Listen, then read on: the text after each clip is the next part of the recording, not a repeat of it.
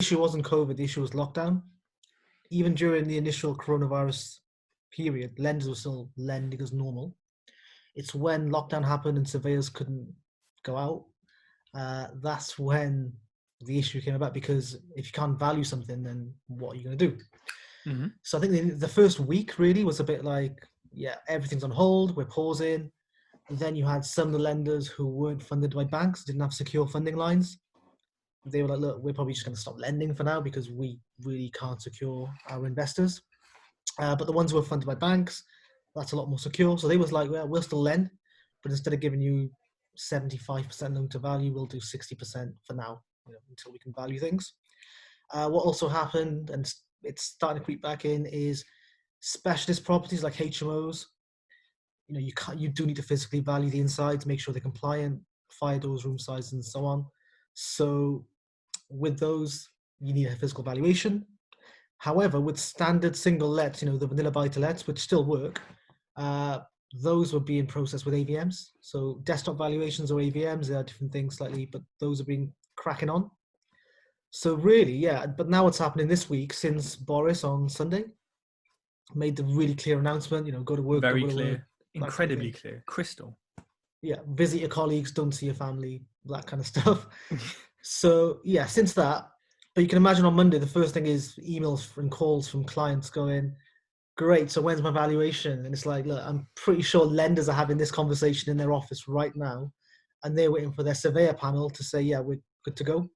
Mm. But it's Thursday now, and lenders are emailing us going, yeah, valuation's back on for Monday, we can start booking these in.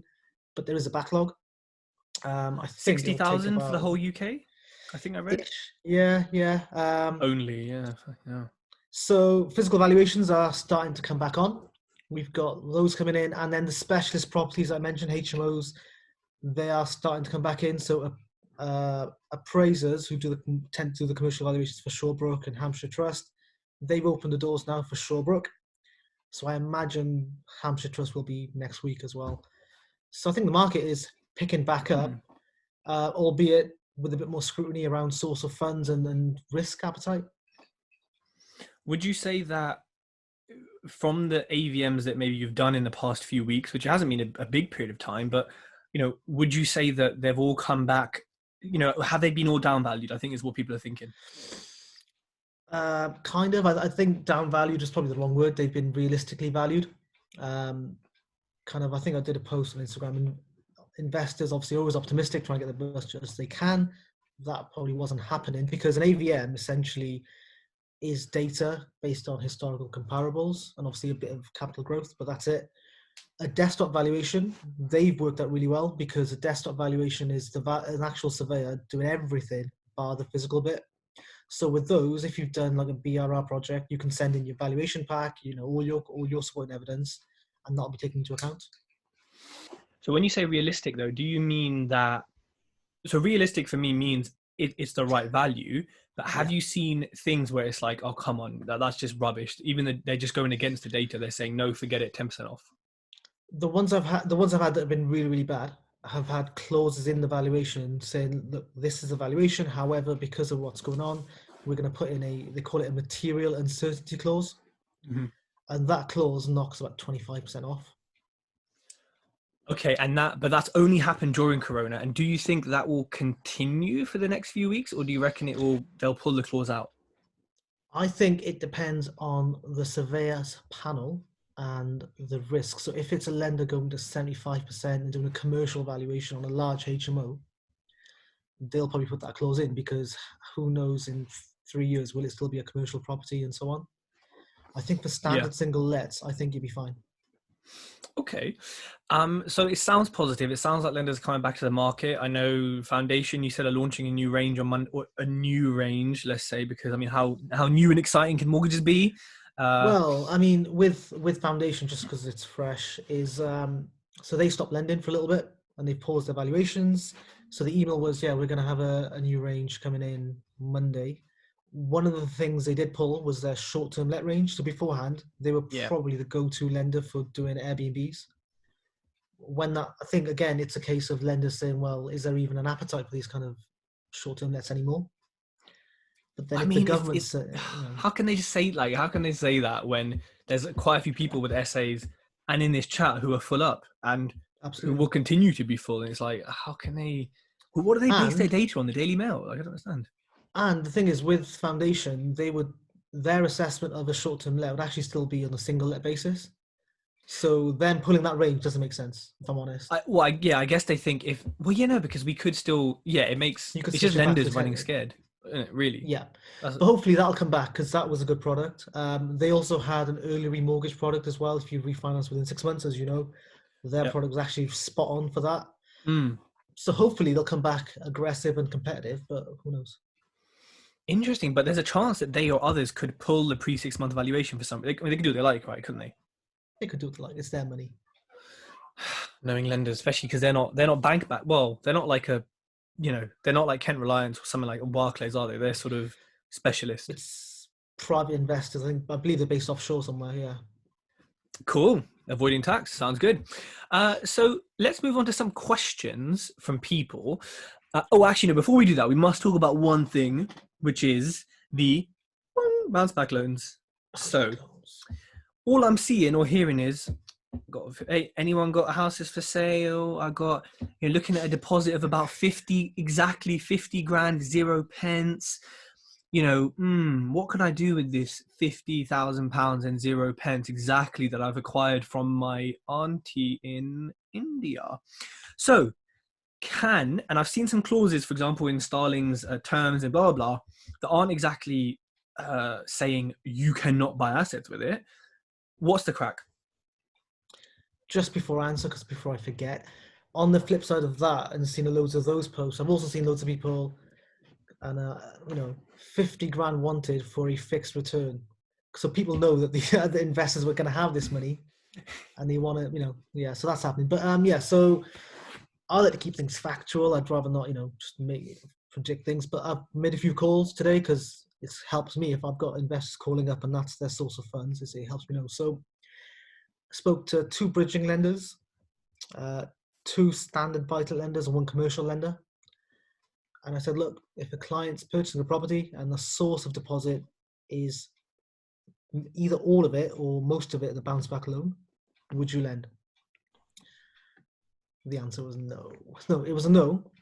Okay. I then said, look, if the applicant's primary business is property, if that's their business, and then they're buying property with that money, then what? And then it was, half of them said that they'll be under discretion. However, we need to see how sustainable the business is. So business accounts and cash flow and so on.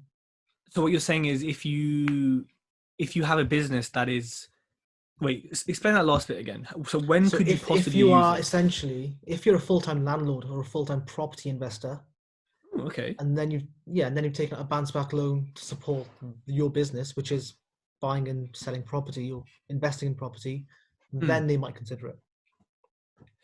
I mean, I guess that's a fair amount of us. And really what that kind of says is it's at their discretion. But I guess if you're a brand new business who's full-time, like a landlord, landlady, then maybe you wouldn't get it. But if you were established with cash flow and it's like, okay, you actually have a business that is a business, is generating money, then you could use it. Is that what I'm reading from it? That's what I got from it. That it'll be their discretion. But yeah, if that's what your business is, then you're using the money for the right reasons. And I mean, that does make logical sense, right? So, you know what I mean? It's easy for kind of people to say, no, you shouldn't be using it for this. But then if that is your business and they've not said, and some of these bank, like Starling says, you can use it as investments. It doesn't say fixed asset, but it says investment. So, there is a potential for it. But I also would implore people to look at their situation and say, hold on, should I be buying houses with this? Or should I be keeping it in case I have to leave more money in the next few months, in case I have investors to pay back, in case my flip doesn't sell for as much? You know what I mean? So it's not as easy as just, boom, let me just buy property with it. Hold on, are you safe as you are? Like, do you not need this money? Like, hopefully whenever mine comes in, I'm not necessarily going to use it to buy property. I'm going to use it to, factor money left in and sales not maybe selling as much. So yeah, I don't know. It's one of these things that you need to check yourself first before you check yourself before you wreck yourself. So bounce back loans, do you think there's some good advice going around about repayments of them, or sorry, No, so quick question before that. GMAX saying, and actually someone else asked this, what if you get a bounce back loan in your fashion company here and you intercompany loan it to your property company? Again, I guess it's their discretion. yeah, because they are well within their right to do an audit trail to say, okay, fine, just want to see the source of that for the last 6 months, for example. Fine. And I mean, that is the, I guess, the common way people would think to kind of hide it as such, but there's double liability as a lender. Fine. So that means the lender is, that money is borrowed already to the borrower, and then it's already borrowed by the borrower to the government. So you've got kind of two loans there. So as much as you may like, own, what is your risk if your input is borrowed money? Then what are you putting in? yeah. And I think maybe bridges would be a bit easier on it because they got a first charge and they don't, they'll take your house, whatever, or they'll take your own house, So I guess they're more chilled on it. So back to that question. I've heard on the grapevine that there's some really, really sage, not the group of scientific advisors, but sage, like the leaf, very nice herb actually, goes really well with tortellini, advice going around about repayments of these loans. Tell me more, please, sir. So, mate, I'm always on Facebook. I'm always on social media because I have nothing better to do. I have no clients. I have all the time in the world, right? I'm always on social media. So I saw a video, I think, started this week, over the weekend, from quite a well-known like property trainer. And it wasn't one of the big ones. It wasn't Progressive, it wasn't Pin, it wasn't one of those Rob Moore, Simon Zushi, it wasn't one of those guys, but someone's still fairly, a fairly big company, kind of encouraging people and trying to find out ways of A, getting as much money in, and B, not paying any or as little bit back as possible in a non-legitimate way, and saying, well, why should you pay it back? And I think that's really, one, it's irresponsible. It's obviously borderline illegal. And actually, it's fraud, isn't it? It's fraud because you've signed a loan agreement that says I'm responsible to pay it back. I didn't realize I knew so many people who had such a high turnover in their business. Do you know what I mean? All of a sudden, it's like. But on that point, I think you mentioned you were going to start asking that question. I think the introduction of these loans hasn't been handled very well. The fact that you could put in, obviously, your turnover, great, and your anticipated turnover, and there's no check-in, self-certification of income is really bad. Like I used to work with Barclays, and we felt it on the back end of interest-only mortgages. When people would say, okay, how are you going to pay this balance back at the end of 30 years? Oh, I'll just sell the house. Come 30 years, they don't want to sell the house. And so the repayment vehicle wasn't checked. Similar thing here, they're not checking the actual income or sustainability of the turnover. And Wes Naveed on Facebook worked it out with a simple calculator. He goes, look, after 12 months, if it's 50 grand that you've borrowed, that's 890 quid a month you've got to pay back. So unless you've got this really good flip that you're going to do, or, really good project, get ready for some big payments. Yeah, and I think that's something people are not considering. I think when I heard that number, I was like, oh, that's fine, because there's cash flow coming in for me and there's a business behind it and I know how to cover it. But if I started a business 3 months ago and I said, yeah, my turnover is going to be 400 grand and I had 50 grand, when it came to it, in a year, you'd think in a year, even the most beginner-ish person would learn how to effectively pay it back. James says there's the loan agreement itself is messed up, lots of legal loopholes. James doesn't read legal packs at auctions. How are you chatting about legal loopholes? Like, what are you? I'm your legal guy. Look at this guy. Maybe there are, but don't listen to this advice about not paying it back, because I think morally it's taxpayers' money. So if many of these default, which, let's be honest, they're going to default, because if there are loopholes, are people going to take them? Yes. If you can get away with, there's no personal guarantee, there's nothing. It's a low, so you just dissolve your company like they used to do back in the day, right? I'm sure, maybe, I don't know if it was your day, maybe before, set up a company, get a loan, close a company, bye, right? Yeah. And it's like, come on, people aren't stupid. People are taking these loans and they're not going to pay it back. And this turnover is not sustainable, whether it's their own fault or whether it's just that's business. It isn't. So, I mean, I don't understand the economy on that deep level, but Maybe they just need to print more money. But you know, big up But Rishi for doing this. But yeah. man like Rishi, but it's similar and similar going back to now. It's had time to settle the mortgage holidays. So Mm. first instance, they're not holidays. It's a first thing. You got to pay that back. It's on the back end.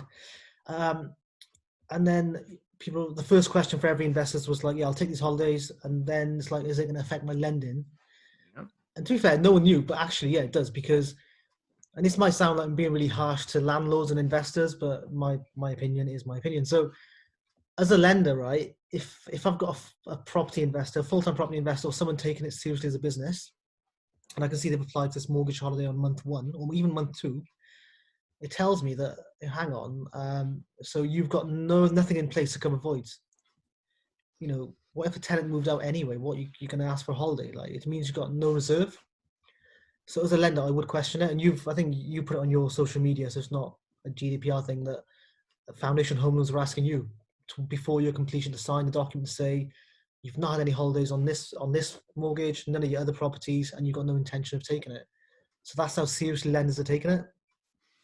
I mean, that document was definitely written by like a 10-year-old. It was hilarious, Yeah. but it meant something. So Yeah. James is saying, yeah, they're just going to print more money. Yeah, they will. It's all fucked up and corrupt anyway. We had some questions actually. I can't remember who asked them. Sorry, but 2 things. I think Napa said, with the bounce back loan, say you 50 grand, you're buying a house for 50 grand. You can buy it with cash. Coach can. Yeah, I mean, the Yeah, solicitor's because going to there's ask you, but there's no lenders, is it? So yeah, so no. I mean, yes, you can buy it with cash. Your solicitor will yeah. ask, but it's up to them. I mean, they're not in a position to say no unless they find a clause in the loan agreement that says you can't use it because your solicitor may ask to see that. So just be Yeah. aware of that. Another person said, "Can you use the 50 grand for refurbs?" I say yes. You say Yes. yeah, Yes. because I mean that's probably what it's for property investors. That's probably what is the most like obvious route the government would think we would use it for. I think, Mhm. like in my Yeah. opinion. Another question. So that's bounce back loans. If you have any more questions about anything, people put them in here. Someone asked. So Aman Das said, "Can you get 100% bridging? If so, how?" Okay, so there's 2 common methods. I'll cover the first one and Tej will do the second because you've done it yourself. So the first method is open market value bridging. So most bridging lenders, if you're purchasing for 100k, but if it's worth 150, they'll say, well, look, we'll lend you against 100k because that's what you're buying it for. Simple, so you get 75% or whatever. There are some lenders, this is where you need a broker to figure out which one, but there's some lenders who will say, tell you what, if this is a genuine discount and our surveyor goes out and confirms actually it's worth more, we'll lend you against the higher figure. So that's open market value bridging because if there is enough of a discount, then yeah, you're reaching 100% funding. However, with most of those open market value bridges, even those guys will cap it at 90% of the purchase price because they want some skin in the game from you guys. Having said that, I think there's one lender that I can think of top of my head, Apex Bridging, who don't have a cap. So if it's a genuine discount and the numbers work out, they will give you 100% of the funding. Now, And the other method, Tej, is double securities, which I'll let you cover. so yeah, and on someone like Apex, and maybe them in particular, for this 100% bridging, the rates are higher. You're paying more interest on a higher amount of money, and I found the fees, legals, everything is just a bit higher. They know what they're doing, you know. So just be prepared that yeah, you might get more LTV, but calculate your actual LTV, and a good broker will maybe do that for you. Yeah. And then you can actually see, is it worth it? Second method, dual security. You know, Shaz, you explain it because when I explain it, everyone gets confused.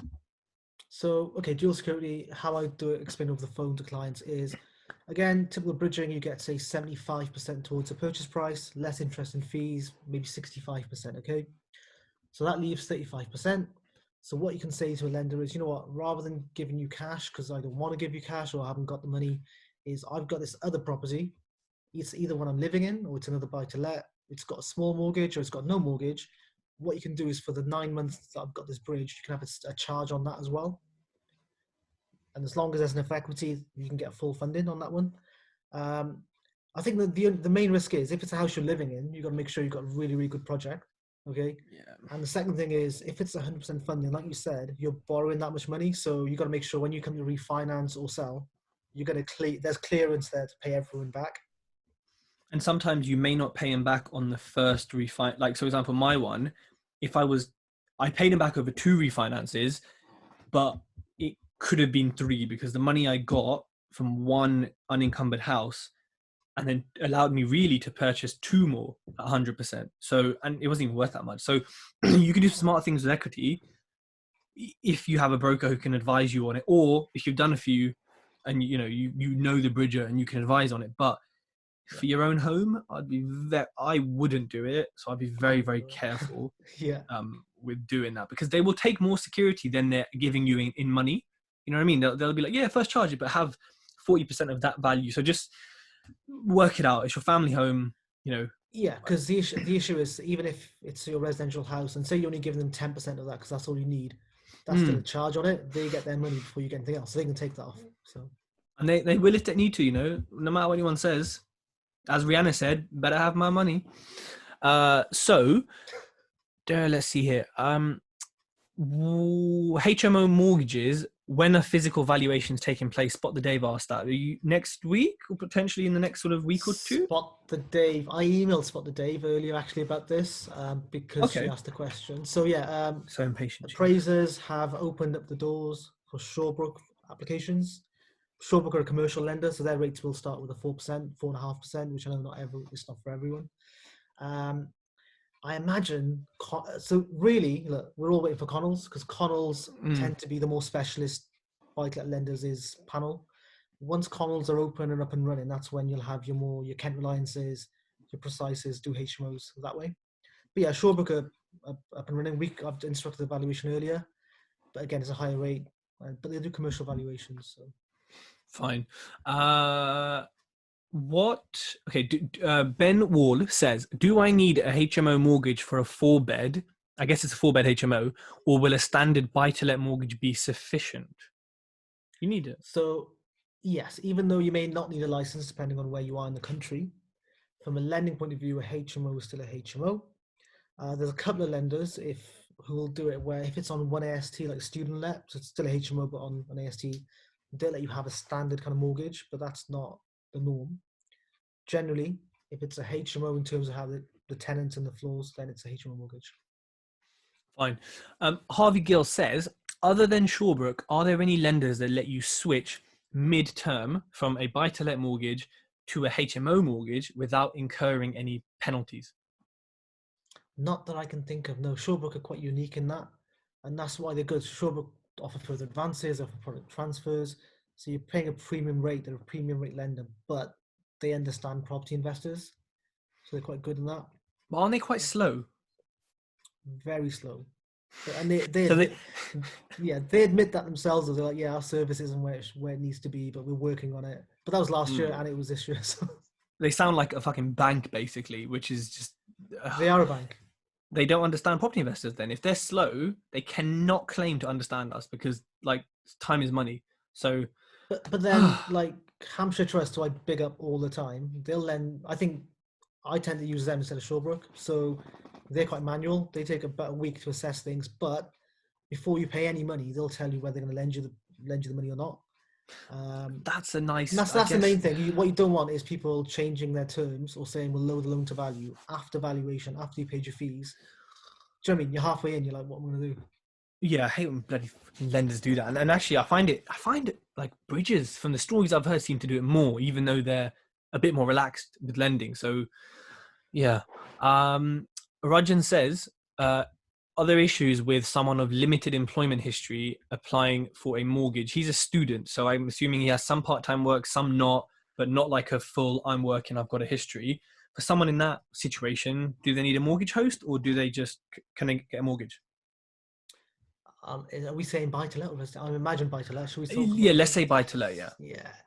So I've recently done a buy to let mortgage with someone who had no job at all, but she inherited 380 grand. So I think from a lending point of view, there was no risk because what's she going to do? She got enough money to buy the house outright. Do you know what I mean? Okay. So it's about risk. It's about risk levels. If you've got enough in savings to cover any voids and repairs, but your work situation is inconsistent, then yeah, great, you're still a decent client. But if you've got perhaps no savings and maybe gaps in your employment, that might be an issue. But there's plenty of lenders with no minimum income requirements, but you still have to have an income most of the time. I see, but that income It's could be a like £5 an hour every weekend. It could just be Yeah, you know literally. what? It's about telling the story, really. I think specialist lending is about presentation and telling the story. So it could be, yeah, look, I forgot the name, but he's a student. This is his job. This is what he's doing now. He's working towards this, and it's about telling that story. And if the lender is comfortable with it, then great. But I think that's the kind of thing that'll be tightened up now, post COVID, post lockdown. That's the kind of risk that lenders maybe won't take where they would have taken it before. Would you say that? So you said about telling that story. Would you say that would you say that different brokers? This might be a really obvious question, but would you say different brokers are better or worse at telling the story? And like, for example, let's say you went to Shawbrook with one case, but then some other broker went to Shawbrook with the exact same case, like a double blind study. Could it have different outcomes? Definitely, yes. Or the outcome might be the same in the end, but one broker might have got to that first point of contact because he's given all the right information, whereas the other broker might have got taken 3 weeks because he's had to go back and check, or he's just withheld a little bit because he wasn't sure what to volunteer. But do you think the relationship with the lender though could play a part in that time and anything? Yeah.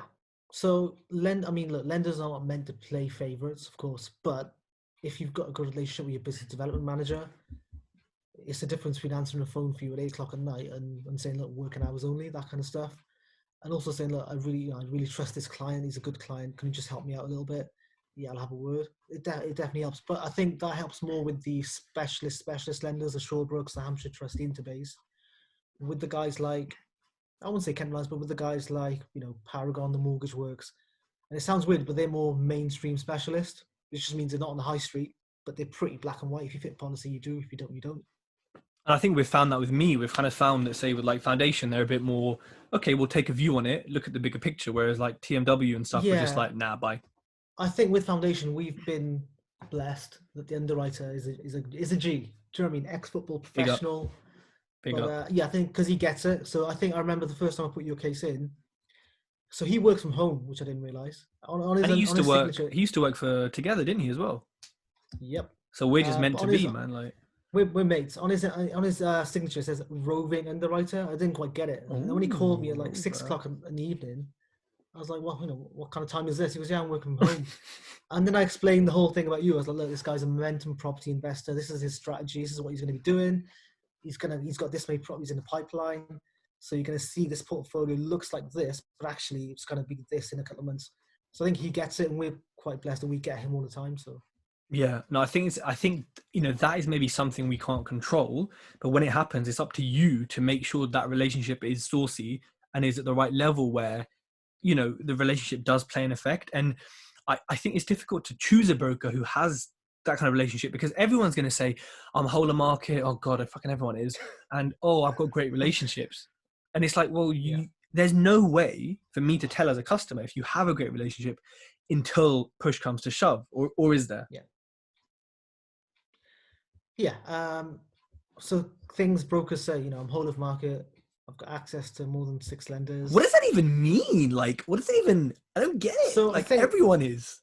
I think the more important question or the more important bit of information is with the FCA, you can be directly authorized, which means this is GPS Financial, this is the FCA, and we're directly authorized with them. So that actually means you can use any lender you want, genuinely, all right?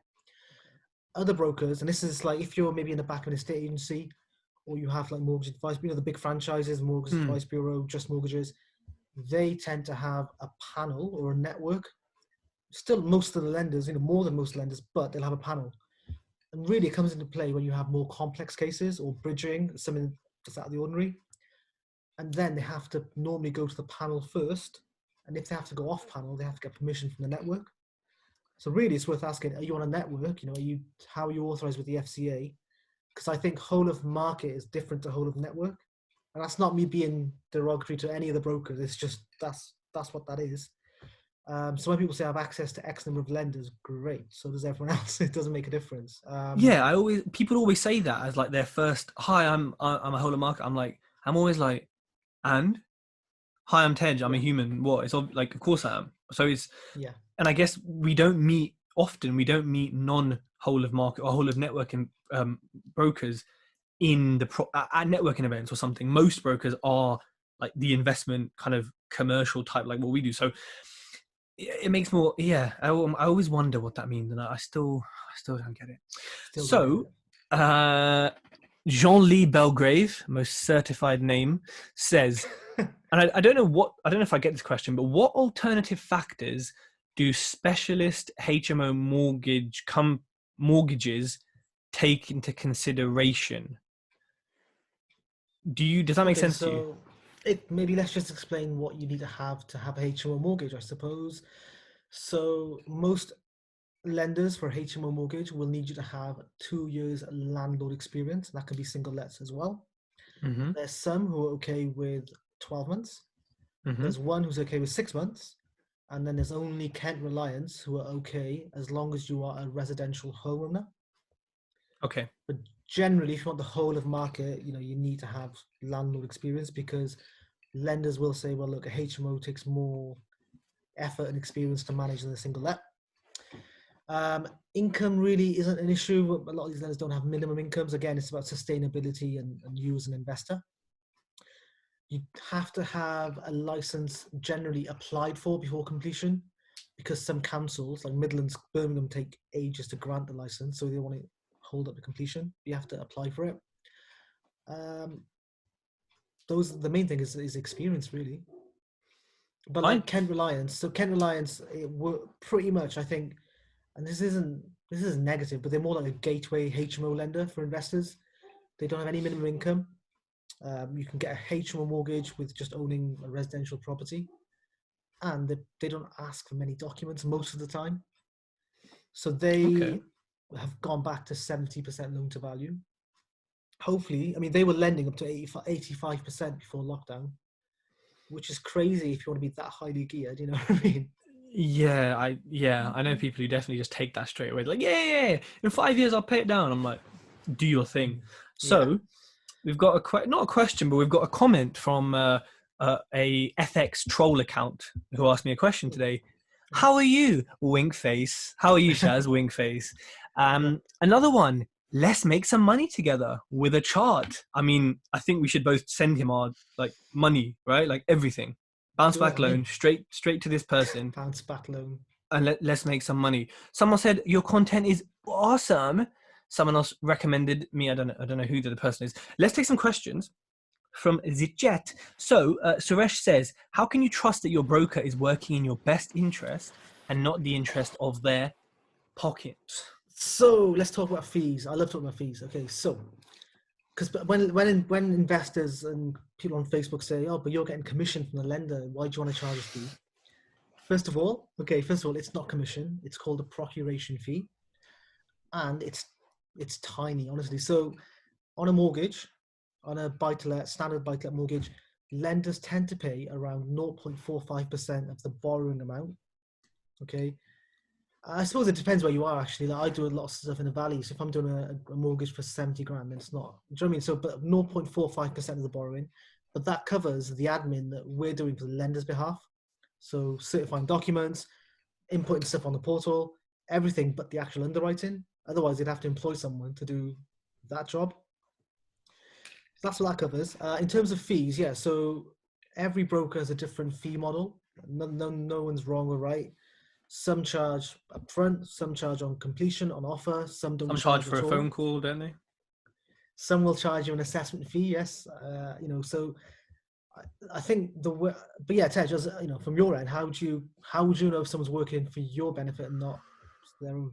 I think you have to know something yourself. Like you have to kind of know and have some knowledge. So if I say to you, hey man, I've got a buy to let, let's say it's above 100k just to make it really easy, and you came back and said, Tej, got the cheapest rate, 4.8%, 2% in, blah blah, I'd be like, fuck you, because I know 4.8 is just not the rate. It should be above 100, it should be 3.1, maybe less, like depending on a few things.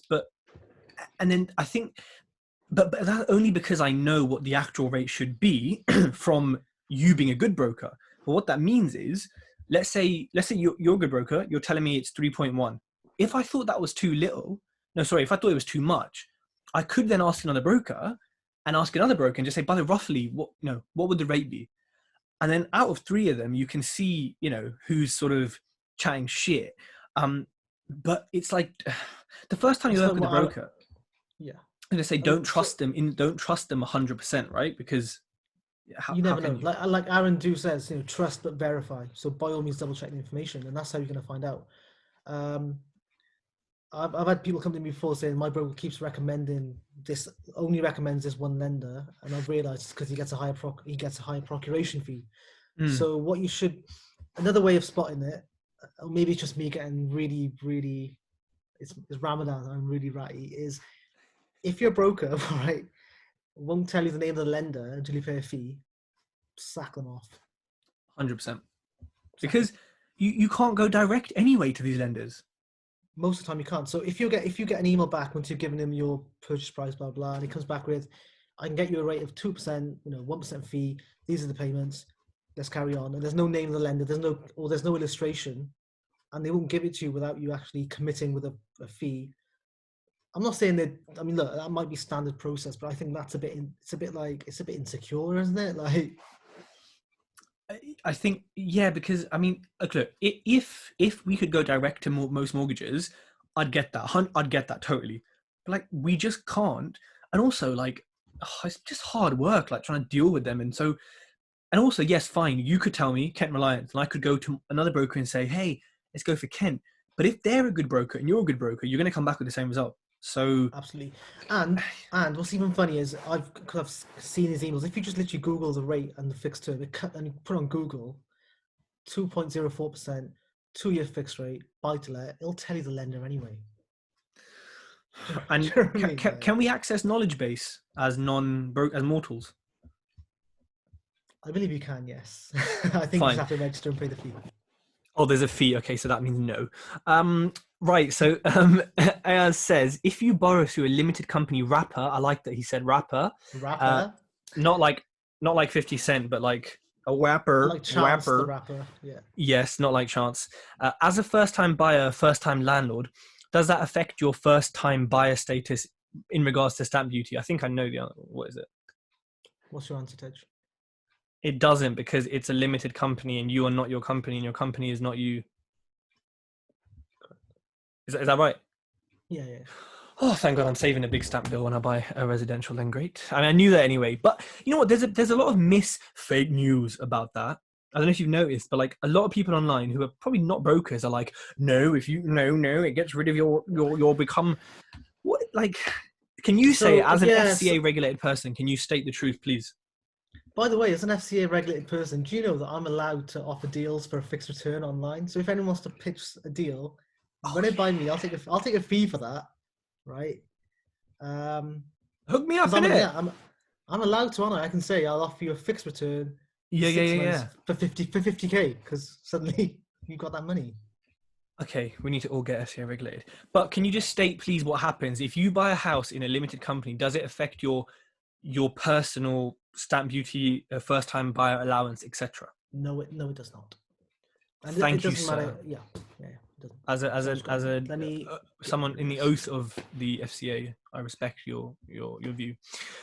Red Success Lane. If you purchase a property subject to planning at price X, then it gets to planning and you complete at price X. However, the market value as it now has planning is X plus Y.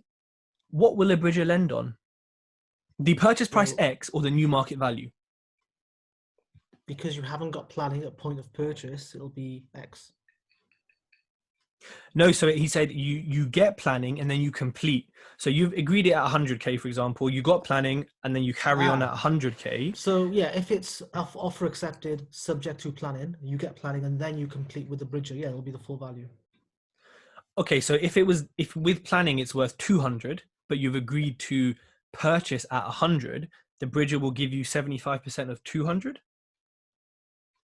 No. of Right. what you If you've of the agreed a, purchase no, no, price. of the purchase price, yeah, because that's what you're buying for at that time. You may not get planning. What happens then? No, okay, no. But what if you have? Oh, sorry, What I'm if? reading this now. Right. Okay. If you purchase property subject to planning, so yeah, so you buy it only if you're going to get planning.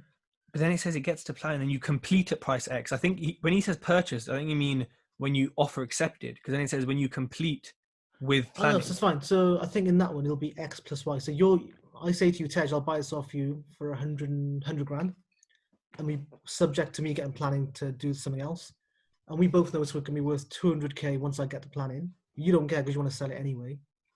Yeah, the bridge will lend on X plus Y. And that's how people finance the land and building off Yeah. the one thing. So it's a pretty smart strategy to implement. Heward Properties, how long do you think till we see 75% LTV bridges again? Ooh, what do you think?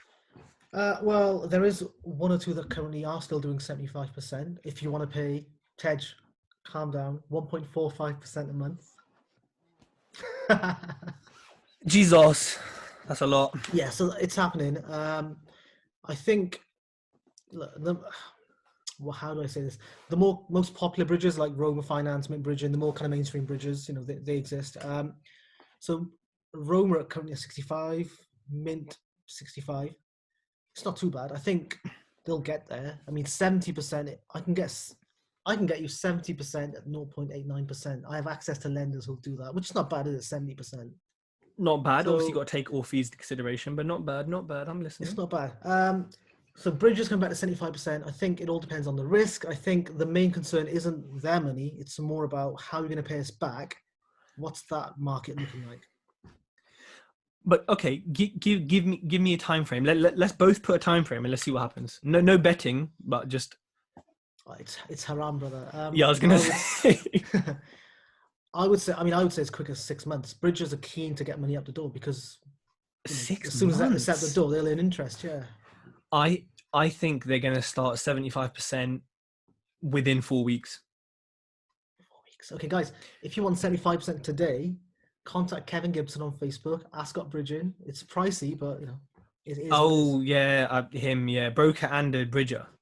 Broker and bridger, yes. Bridger. Interesting, but I think 4 weeks because I know some bridgers stop lending. Oh, we're not lending. 2 weeks later, we might be lending again, and then so I think like 75. Also, you know what? I think it depends on relationship.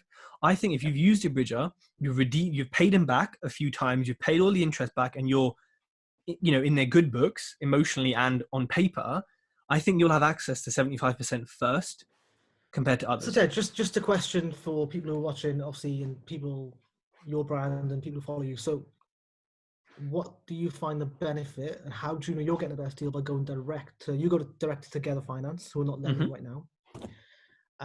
How do you know that is the best and what is the benefit of going, again, paying fees via a broker to look at the whole market? So how do I know it's the best? I know it's the best because I talk to you regularly and I say, and you're like, yeah, fair dues. Even if you say to me, Tej, there's a new bridger on the scene or like this, I'm always like, yeah, but what's this? And we're like, yeah, fine. They still don't compete. And it's So to mainly be the honest, legals, isn't it? mainly legals and valuation fee. I think people can compete on the monthly-ish, but sometimes I'm a bit like, because Together do it quickly. It's not been a problem.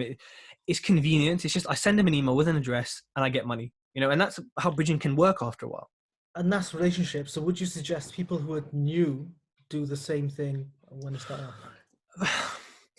You know what? You had a bad experience with them initially, didn't you? Well, not the Through a best. broker, not through you, but through Was this through a a broker? Was bad it? broker. Yeah, that he actually caused the issue. It wasn't even them. So I beefed Right. them because I had to beef someone, and I beefed him, which ended up actually being a much better relationship with direct.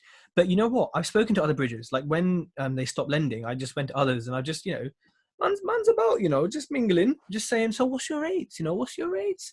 And Well, yeah, we spoke to Mint Bridging at that event. You spoke to Scott Marshall from Roma on your and no one can podcast. and no one can match it. And then I mean there's one, I can't remember the name. I met them at an event. The French woman owns it, and like they can get close, but Is that the yeah, Bridging Group? Yes, maybe. The ones you were telling me about or something. Yeah. Yeah, Untitled yeah, yeah, people. yeah. Yeah. Yeah. They can get close, but they weren't lending now because it was too small. I don't know. So, but I think your second question, which was like, why should you go to a broker, not go direct, is at least for your first deal, the broker fee, which, I know it can be quite a bit, Lord of mercy. £1,000. I think about £1,000 on bridging. For most people will charge £1,000. Yeah. Then you know what? It's not worth it. I can't, it's not worth it. In my opinion, it's not worth it. However, look, it depends. If you're the kind of person who is super motivated, you understand finance, and you're happy to email, shop around, negotiate, barter, get deals, do all this stuff, then go direct. But if you're kind of like, you know what, I only outsource it because my time is better spent doing something else, then use a bridger. If you have a complex deal, then use a broker. I think then using a broker it makes a bit more sense. But I think you'll soon find that with bridging, on a buy-to-let, normal stuff, it is quite straightforward. There aren't that many forms. A broker is going to cost you more for not a lot of benefit once you do the first few ones. However, if you're a baller or if you want to outsource, then, you use a broker. Charles, how long have we got left on the live? Press the live button. It's 50 minutes and 16 seconds. 50. So we've got 10 minutes left. Oh, is there a maximum of an hour? Is it? It shuts at an hour. Yeah. Did We not can know jump on a that. second one, but let's see what we get through. Ramadan, brother. I've got to eat my food. Oh, sorry. Let's see. How much is it? No, these quite fine. Let's look at questions in the chat. Bobby J. Bundy says, what a cool name. What should I include/exclude when making an information pack to demonstrate value added since purchased on a remortgage? So I think you could feel that because you've done it, haven't you? So have you been there for Yes. any of your valuations? Of course. What do you think I'm irresponsible? I've been there You for outsourced to Dugard's, didn't you? I've been there for 2 out of 5 or something. I really do not need to be there. As long as someone's got the sauce and George has got a little bit of sauce, it will work. So I like to put a bit of background. It was on the market for X amount of time, didn't sell because it was a tip, just a bit of background. The scope of works, if it's after 6 months, we kind of had this discussion, and I might put it in, I might not, depends how much work was done. But scope of works, line by line, detailed, basically from the builder. Before pictures, drawing if you want, but before and after pictures, comparables for rental and for sold properties. The EPC And sometimes.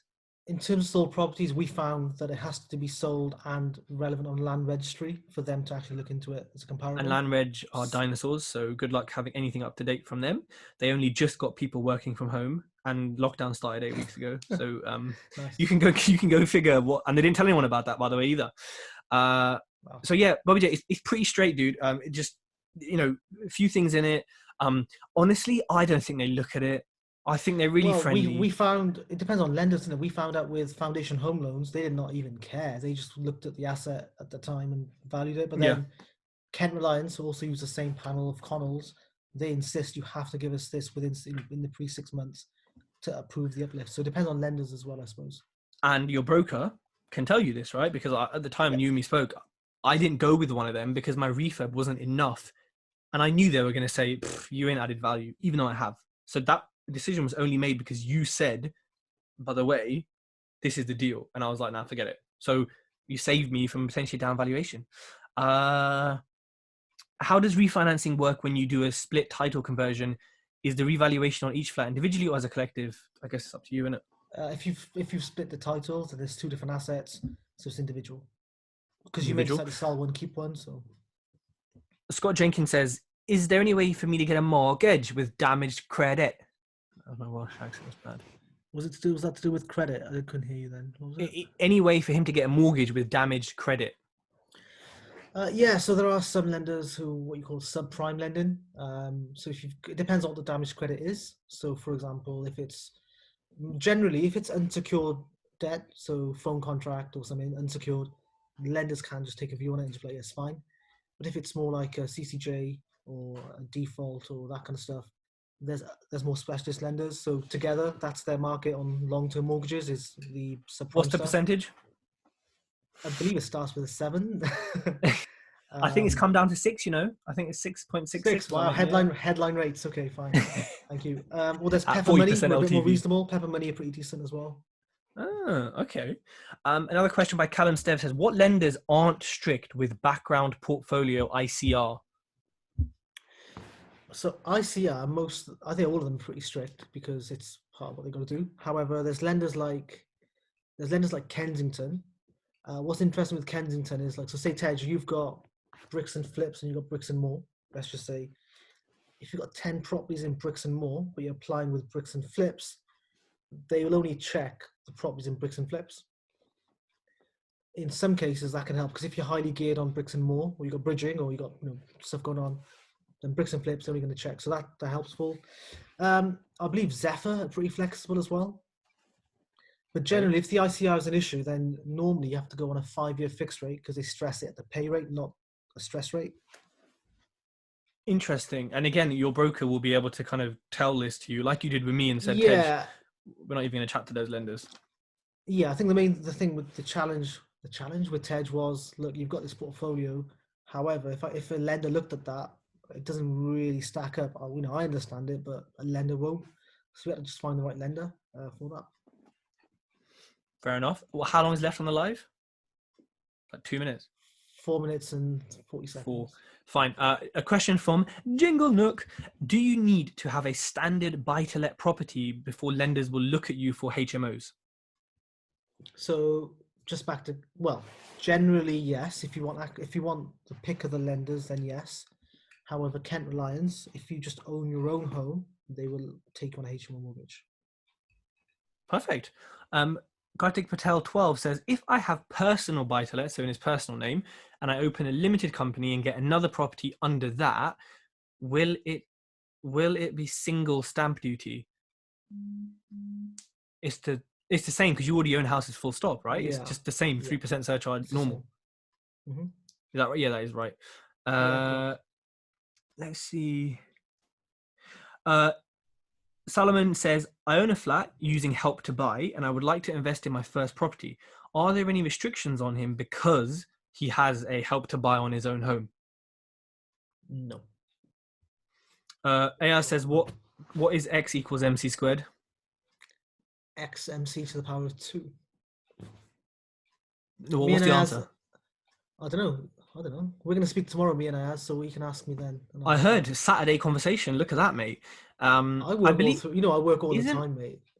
Isn't X equals MC squared something to do with the faster you go at the speed of light, the quicker you travel in time or something? Or no, faster... It's not E equals MC squared. Oh, that's I think E. it's a trick question. Yeah. Yeah, the faster you travel, the more you weigh, or there's some like causational relationship. Energy equals something. Yeah. I don't think it's energy, but it might be.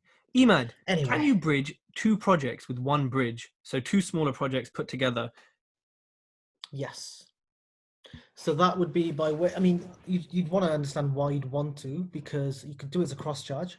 However, the drawback of that is you'd have to redeem at the same time. So if one project took 6 months, the other took 9, you're kind of paying interest on 9. Yeah, that's what stopped me kind of doing that before, because I was like, how do I time this? How do you make it happen? It's a little bit, it can be tricky. Ricky C says, what advice can you give someone that's new to property investment and wanting to understand all the relevant aspects of mortgages? Where's the best starting point? Is there a book or something, Chaz? Is there a book? I mean, CMAP is pretty interesting. I'm sure it is. Yeah, no, there is no book. I mean, I think networking and speaking to, networking, also then engaging with a broker, any kind of broker, and just kind of like learning what they do, what you do in filters.